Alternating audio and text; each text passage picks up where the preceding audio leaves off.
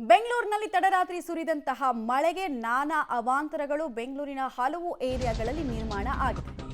ಈಗ ಒಂದೊಂದೇ ಏರಿಯಾದ ಸ್ಥಿತಿಗತಿ ಬಗ್ಗೆ ಡೀಟೇಲ್ಸ್ ಅನ್ನು ಕೊಡ್ತಾ ಹೋಗ್ತೀವಿ.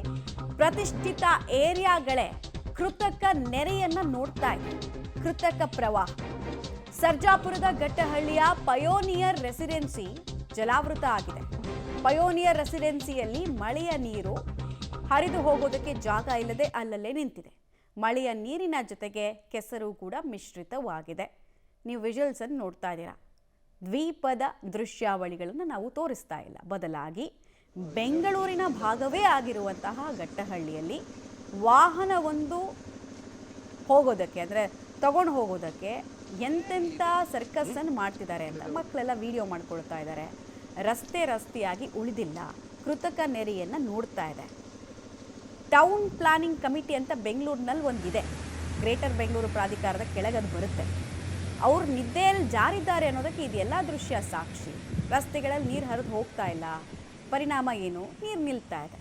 ಕೃತಕ ನೆರೆ ಜೊತೆಗೆ ನೀರಿನ ಬಣ್ಣ ಕೂಡ ಬದಲಾಗಿರೋದನ್ನು ನೋಡ್ತಾ ಇದ್ದೀರ ನೀವು.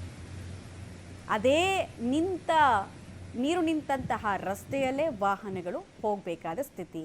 ಹೆವಿ ವೆಹಿಕಲ್ಸ್ಗೂ ಕೂಡ ಎಫೆಕ್ಟ್ ಆಗ್ತಿದೆ. ಸೈಲೆನ್ಸರ್ ಒಳಗೆಲ್ಲ ನೀರು ಹೋಗೋದು. ಟೂ ವೀಲರ್ಸ್ ಕತೆ ಅಂತೂ ಕೇಳಲೇಬೇಕು. ಬೇಡ ಅಂದರೂ ಬಯಸದೇ ಇದ್ದರೂ ಕೂಡ ಆಫ್ ರೋಡ್ನ ಎಕ್ಸ್ಪೀರಿಯನ್ಸ್ ಕೊಡೋ ಕೆಲಸ ನಮ್ಮ GB ಅಧಿಕಾರಿಗಳು ಮಾಡ್ತಿದ್ದಾರೆ. ಬೆಂಗಳೂರಿನ ರಸ್ತೆಗಳು ಮಲ್ಟಿಪರ್ಪಸ್ಸು ಅನ್ನೋದನ್ನು ತೋರಿಸ್ತಾ ಇದ್ದಾರೆ. ಬೇಕಾದಂಗೆ ಸ್ವಿಮ್ಮಿಂಗ್ ಪೂಲ್ ಮಾಡ್ಕೊಳ್ಬೇಕು,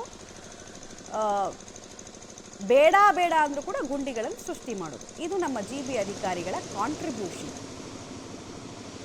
ಪ್ರತಿ ರಸ್ತೆ ಕೂಡ ಇದೇ ಕತೆ.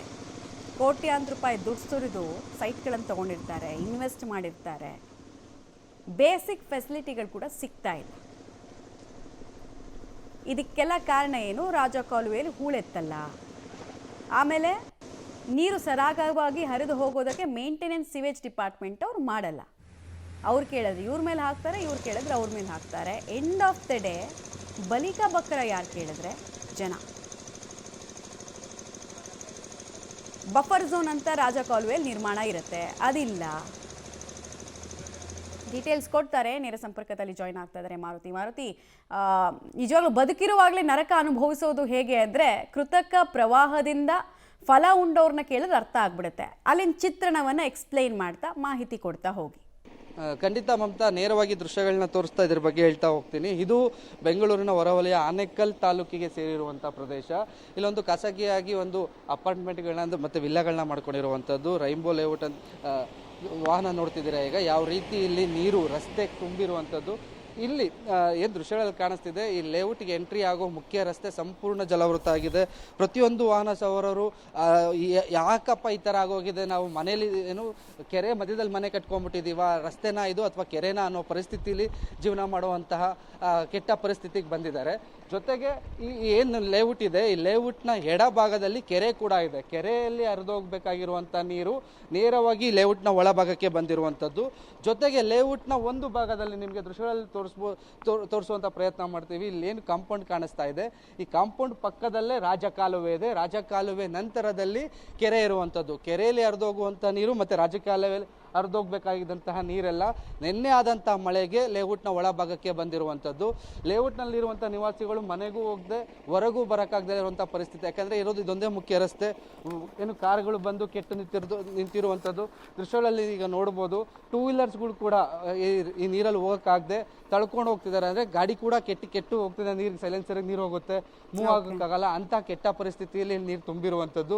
ನೀರನ್ನು ಹೊರ ಹಾಕೋದಕ್ಕೆ ಲೇಔಟ್ನ ಸಿಬ್ಬಂದಿಗಳೇನೆ ಒಂದು ಎರಡು ಕಡೆ ಮೋಟ್ರುಗಳನ್ನ ಇಕ್ಕಿ ರಾಜಕಾಲುವೆಗೆ ನೀರನ್ನು ಹೊರ ಹಾಕುವಂಥ ಪ್ರಯತ್ನ ಪಡ್ತಿದ್ದಾರೆ.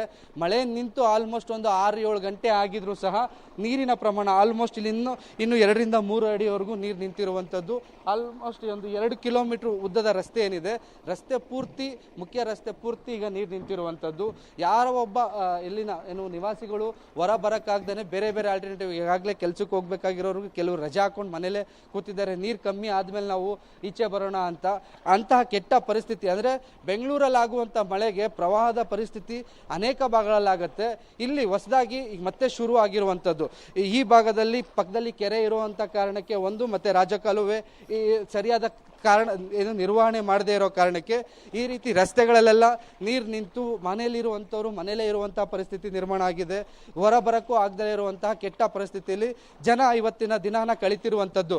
ಮಮತಾ, ಸದ್ಯಕ್ಕೆ ನೀವು ವಿಜುವಲ್ಸನ್ನು ನೋಡ್ತಾ ಇದ್ದೀರಾ. ಸೊ ಪಾಪ ಅಲ್ಲಿನ ವಿಲ್ಲಾಗಳಂತ ಅಂದರೆ ಏನಿಲ್ಲ ಅಂದರೂ 1-1.5 ಕೋಟಿ ಕೊಟ್ಟಂತೂ ತೊಗೊಂಡಿರ್ತಾರೆ ಒಂದು 4 BHK ಅಂತ ಹೇಳಿ. ಅಷ್ಟು ಇನ್ವೆಸ್ಟ್ ಮಾಡಿದವರು ನಮಗೆ ಕನಿಷ್ಠ ಮೂಲಭೂತ ಸೌಕರ್ಯವನ್ನು ಕೂಡ ಅಧಿಕಾರಿಗಳು ಕೊಡಲ್ಲ, ಸರ್ಕಾರಗಳು ಕೊಡಲ್ಲ ಅನ್ನೋ ಅಂದಾಜಿರಲಿಲ್ಲ. ಈಗ ಅವ್ರಿಗೆ ಭ್ರಮ ನಿರಸನ ಆಗಿದೆ.